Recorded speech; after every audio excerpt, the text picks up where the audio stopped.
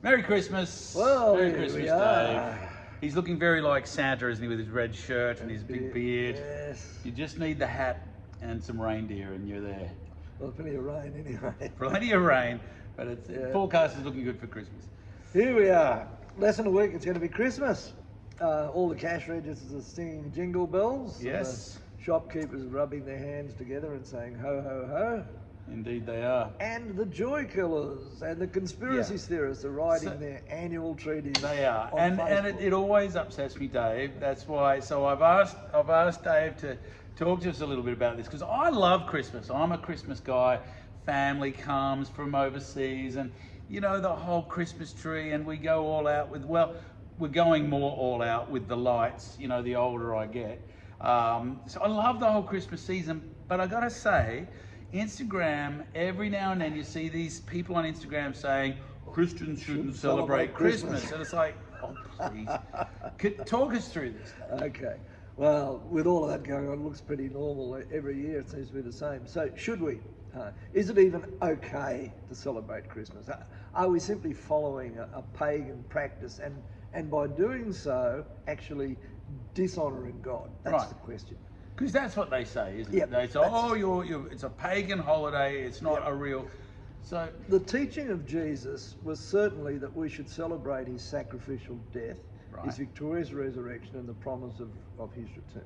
So he doesn't specifically... Nowhere. He doesn't specifically say we should celebrate his birthday. Nowhere in apostolic teaching or in the teaching of Jesus are we told to celebrate his birth. Oh no. But that's to be expected because in the culture of the day, a lot of notice wasn't given to the anniversary of a person's birth.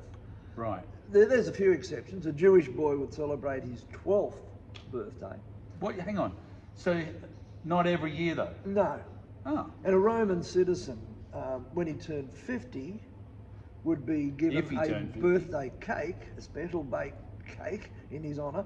But the previous 49 years went by without any fanfare at all. A birth itself was celebrated, but not the annual anniversary of that. Right. So when a baby's born, you have a big bit of a party, and then you wait 50 years if you're Roman. If you make it that far. 12 if you're Jewish. So that's better to be Jewish. Yeah.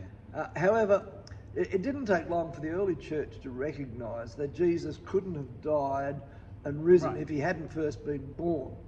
And so by the late 100s, early 200s, the church was beginning to express its thankfulness that Jesus had come in human form and had been born in Bethlehem. Right. But there was a problem. Well, not to mention, it's no ordinary birth. Yeah, that's right. It's not like it's just a regular birthday, so it's worth celebrating, even if you didn't believe in celebrating your own birthday, since it's just a normal one. Pretty special. This is like virgin birth, wise men, shepherds, stars, angels, you know. There was one problem, however. No one knew for sure just when Jesus was actually born. Right. So one of the earliest dates given for Christ's birth was given by Sextus Julius Africanus, who was a Roman historian. And he wrote the history of the world. And interestingly, by the way, he put creation around about the same time as the Jews. As the Bible, right. Yeah, which is interesting. And he suggested that, he included Jesus in this history, and suggested that Jesus was born on the 25th of December in about 5 BC. Now, this birth has been celebrated by Christians since about 200 AD, right. And it became more popular when Christianity was made legal by the Edict of Toleration and the Edict of Milan in AD 311 and 313. Good to know a bit of history there. So you're saying that he's like the 25th of December that's a really old date. Like they chose that a long time ago. Yep, long before the Catholic Church was setting a date. Right. Which is one of the things that people say. Right. So the word Mass, which is of course still used by the Roman Catholic Church, comes from the blessing given by the priest in Latin, ite missa es, meaning you are sent out. Just as Jesus sent his disciples out into the world to spread the gospel, that blessing is given at the end of the communion service. Right. So the early Christians generally held a Mass on the first day of the week and on other special occasions. Which is Sunday, just to be clear. Yes, and the Mass held on the day that was set aside to celebrate the birth of Christ, became known as Christ's Mass. Where we get the word Mass. Christmas. So Perfect. that's where we get it from. So Africanus's date of 25th of December gradually became accepted as the date of Jesus' birth, although these days there are many scholars who, and I think with good reason, reject that particular date. Yeah. They suggest that it would have been more likely that Jesus was born in summer or autumn. So they tend to favour a date between June and October, and then suggest that because of errors in the Gregorian calendar, it was likely that Jesus was born somewhere between 1 and 5 BC. Right. So as you know, I'm a BC. 4/5 BC guy, I reckon. Later in the year, but probably later in 5 BC. But yeah, I'm more at 2. You're a 2 guy. Yeah. So now it's no point really getting into great debate because we don't know for sure. But it's interesting to note that the Africanus proposal of the 25th of December, in the time of the early church, which is when he put it out, was the date actually when the wise men came. Right, Okay. and they didn't come before he got. That's right. They came some time after. And the Bible don't even tell us how long after. In the early 2000s, Professor Rick Larson researched the Star of Bethlehem, released it as a movie in 2007. And he used 21st century technology that can reproduce the location of the stars and planets over the last several thousand years. Yeah. There's a program you can put on your computer called Starry Night, and you can put any date in and it will give you the stars from any particular perspective. He concluded that Jupiter would have been tracking diagonally down towards the horizon in the southern region of the sky as seen from Jerusalem in 2 BC. That's Jupiter. And then during the late December 2 BC, Jupiter slowed its motion towards the horizon against that fixed background of stars before tracking backwards. Now, that's not uncommon, and there's a term that's used in astronomy, and it's called retrograde motion. Right. So it tracked backwards up through that background of stars, and the date at which Jupiter stopped its downward track against the background stars before resuming its upward track would have been the 25th of December, 1 BC.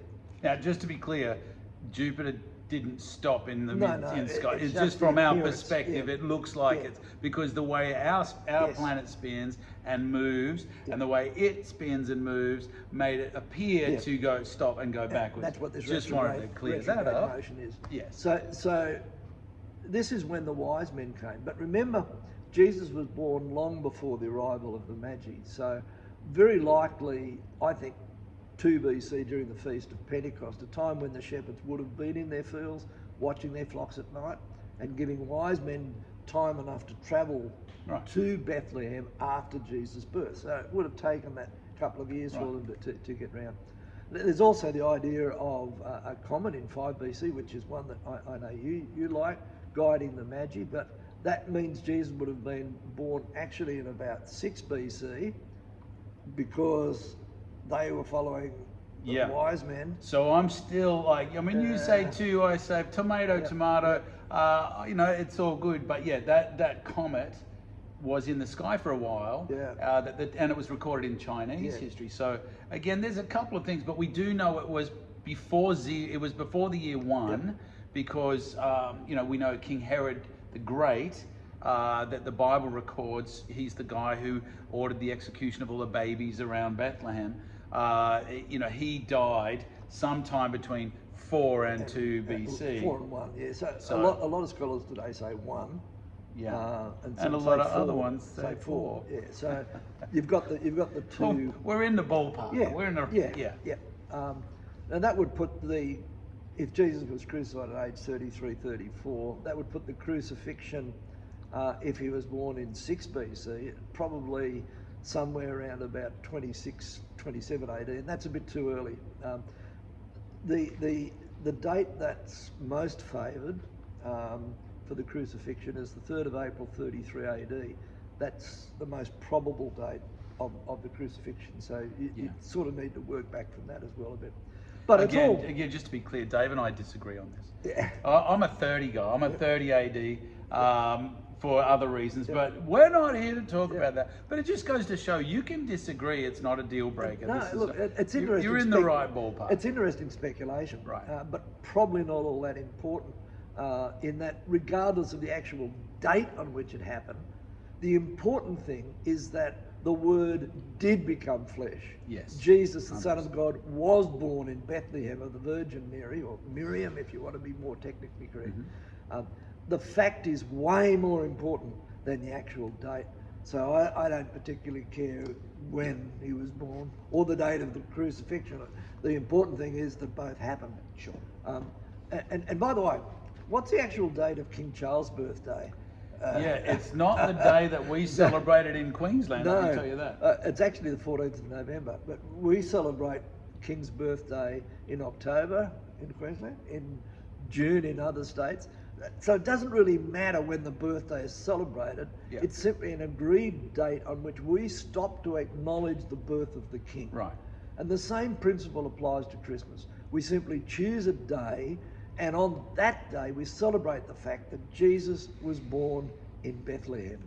So what about, Dave, if we've chosen the wrong day? Like, what if people say, oh, any day but the 25th because it was a pagan holiday? Well, okay, so what about the pagan stuff? I mean, so Right. what? The Grinches are right. There is a lot of stuff out there that has pagan origins. So let's take Christmas caroling, for example. Groups going around singing Christmas carols. We don't do it as much in Australia now as we used to. You know, we did when I was a kid. I can remember doing that. But it's still a big deal in some parts of the world. The UK, the USA particularly, go out caroling. But the practice has a pagan origin. Its origin was when the villagers went through their fields in midwinter, singing and shouting to drive away evil spirits that might damage their crops. So singing carols wasn't actually adopted by the Christian church until the 13th century. So I guess that means no more carols at Christmas. Well, because exactly. If you stop everything that had a pagan origin, you can't sing carol. What else can't you do? Well, Christmas trees, decorations. That was a Roman pagan practice for the feast of Saturnia, or Saturnalia, which coincided with Dies Natalis Soli Invicti, which is the birth of the invincible sun god. And this was originally dedicated to the Iranian sun god, Mithra. But the Romans stole the date. Oh, so it's been stolen? It was twice stolen. pagan. It was stolen by the Romans for their sun god Sol. This is Christmas trees. Yeah, this is the decoration. Decorating Christmas trees. So the Emperor Aurelian declared that the 25th of December was the birthday of the unconquerable sun, and began to practice decorating trees in his honour. So you're saying that it's not only once pagan, it's twice pagan. Are we allowed to steal that one? I like Christmas trees. December 25th was a popular day for Greco-Roman gods to have birthdays, by the way. The Greek god of wine, Dionysius, was born on the same day, and his birth was celebrated with wild revelry, feasts and drunkenness. So you put all those together, you get a picture of Christmas. Wow. So the Yuletide joy, no, you can't have that either, because Yule was a pagan Scandinavian winter festival, so it's out. So it's not just Roman. No. I mean, now we've got Persians, Romans and Scandinavians. Most people who celebrate Christmas think that the practice of gift giving is linked to the biblical story of the wise men who gave gifts of gold, frankincense, Don't stop. newborn. Don't disappoint me, Dave. Don't burst the bubble. The Romans gave gifts at Saturnalia, so that's another pagan practice. It was only recently adopted by Christians. These pesky Romans. The list could go on. Sadly, even the Christmas fruitcake is on the list. Oh, stop! I love fruit. Along with Christmas trees, especially holly, when it's warmed up with custard poured all over it. Yeah, mistletoe, Santa, and a brace of other Christmas traditions. But the big question is it wrong to adopt things that pagans did and for us to give redeem them a totally different meaning? Yeah, can we steal them like they stole stuff? I think it is. But in England, Oliver Cromwell and his government banned the celebration of Christmas. in 1645. It was reinstated by Charles II when he retook the throne in 1660. Oh, so they had 15 years of With boring, no Christmas. boringness. The Puritan pilgrims who emigrated to America in the early 17th century, they didn't celebrate Christmas because that was a hangover from England, and they banned its celebration until 1681. And it wasn't officially embraced in America until 1870. So all of these people would have given thought to it and said, you know what? They would have initially they'd be like, no, we can't be associated with that pagan festival. And then they've thought it through, and eventually, like 15 years later, they've gone, you know what? I think it's okay. Yep. We can redeem it. But the problem is, and this is what we've got to remember, the Puritans, their issue was not with paganism. It was with the Catholic Church. Oh yeah. And so they didn't want to have anything to do with what the Catholic Church If the Catholics doing it, we're not doing it. Yeah, yes, okay. So here's the reality. We serve a God who is a redeemer. He makes things new. The fact that the pagans worship their gods in temples didn't mean that God wouldn't allow his people to build a temple in which they could worship him. In fact, not only he designed it, and he lived in it. Right. So that argument sort of is a bit hollow. Christmas is a special holiday. Now, a holiday, holy day. That's what a holiday is. A day set apart for a specific purpose. Holy day. Right. And what makes it holy is not what other people do or what they say or what they think, but what you do. If we get too worried about pagans and their practices and their deities, we run into a problem even with our day of worship. There'd be nothing left. If you're a Sabbath worshipper, you have to worship on a Saturday, a day dedicated to the worship of Saturn, the Roman god of agriculture. Because the Romans, of course, changed the names of everything into Latin. If you choose the first day of the week, as most Christians do, you've got to worship on Sunday, a day set aside to worship the sun god. But we don't even think about that. After all, we choose a day and give it meaning for ourselves. We set it aside and make it a holy day. Right. So no matter what your past might have been like, even if you were involved in pagan practices, God made you holy. He set you apart for his purpose. That's a really good one. In fact, that's the cherry on the top, isn't it? Like, if he can redeem me, if he can redeem you, anything. If he can redeem you, he can redeem anything. Yeah. You're a human. He can redeem a day if he can redeem a human. That's a piece of cake, right? Literally. Remember, piece of pudding. Remember Peter's vision. Unclean animals were declared clean by God. Yeah. He set them apart. He changed their status. Yeah. In fact, he said to Peter, "Do not call unclean that which I have cleaned." So. And that's what he did. That's what we do. We set things apart. We redeem them. We give them a new purpose. Beautiful. So the actual date of birth for Jesus can't be given with any certainty. And so it's almost irrelevant anyway. Yeah, we choose a date. We set it aside. We make it holy, set aside. We set it aside and celebrate the fact that Jesus came. True, the Bible doesn't command us to do so. It doesn't command us to celebrate the birth of Jesus. Just like it doesn't command us to have Sunday schools, youth groups, or even church buildings. But it does command us to remember his death and resurrection. So we do that at Easter. But obviously Easter could never have happened if Christ hadn't been born. So to some degree our celebration of Christmas is linked to our celebration of Easter. You can't have one without the other. So despite the gainsayers who point to certain pagan traditions, it's actually good to celebrate the fact that Jesus was born, that the Word was made flesh, that the child was born, and the Son was given. Yeah, like in our church here in Nambour, we change the decorations every year, but this year we've got, Jesus in a manger underneath the cross. We can see that definite link. We're sort of illustrating the link between the birth and the death of Christ. Like you said, we are commanded to celebrate the death and resurrection of Jesus. So why wouldn't we celebrate the birth of Jesus as well? That made it possible. And like you said, it's a redeemed day. Well, yeah, maybe it has pagan roots, a particular holiday. We've redeemed it. The church has said, we're going to have that, and there's nothing you can do about it. And we've made it a special day in our calendar. So so I'm glad that we landed on that. I was a bit worried that I'm never allowed to have Christmas again. So relax, you can have Christmas. And Easter. Yes, and like Dave said, really think about it. It's what you make it. It's not what someone else makes it. It's what. So for a lot of people, Christmas is not a holy day. Yep. Christmas for a lot of people, it is just revelry. But for those of us who believe, for those of us who love Jesus, for those of us who just look forward to his presence and his return, Christmas is a holy day, and it is worth celebrating. So as we're only a few days out now, so as we look to Christmas, if you're traveling, travel safely. If you're with family, love them, and celebrate with them the birth of Christ. And I trust that you will make sure that in all of the natural festivities that go with the season, you will remember the reason. Remember the one who was born, the one who is the Saviour, Christ the Lord. Amen.